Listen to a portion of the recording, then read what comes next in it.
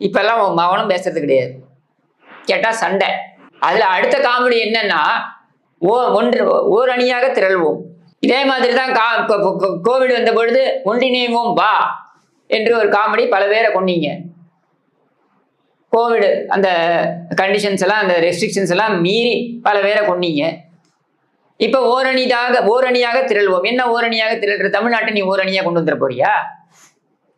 இந்த 13 அல்லக்கைகளையே ஒண்ணுக்கு போனா கூட பக்கத்திலே வச்சுக்கிட்டு இருக்க, எங்கேயா ஓடி விடுவாங்கன்னு. நீ ஓரணியாக மொத்த தமிழ்நாட்டின் நீ அப்படியே சேர்த்துட போறியா? உன்னுடைய மகனையும் மருமகனும் சேர்த்து வைக்கவே உன்னால முடியல. அதுக்கே உன் மகள் செந்தாமரை தேவைப்படுகிறார். அவரை அழைத்து அவரை வைத்து அவர் உன்னை சமாதானப்படுத்தி, உன் மருமகனை சமாதானப்படுத்தி, உன் மகனை சமாதானப்படுத்தி, அதுக்கப்புறம் பார்த்தீங்கன்னா குறிஞ்சி இல்லம், அதாவது இந்த உதவாநிதிக்கு ஒதுக்கப்பட்டிருக்கின்ற இந்த குறிஞ்சி இல்லத்துல 2 நாட்களாக பஞ்சாயத்து ஓடுகிறது, பல மணி நேரம். நீங்கள் என்ன அப்பனும் மகனும் என்ன அப்படியே தமிழ்நாட்டு வளர்ச்சிக்காகவா நீங்க அங்க விவாதிச்சிருக்க போறீங்க பல மணி நேரம்? குடும்ப பஞ்சாயத்து தான். இவன் எவ்வளவு கொள்ளையடிச்சான், அவன் எவ்வளவு கொள்ளையடிச்சான், ஏன் மாட்டிக்கிற மாதிரி திருடின, அவன் பாரு மாட்டிக்காம திருடினா, இப்படித்தானே நீங்க பஞ்சாயத்து பண்ணிருக்க போறீங்க.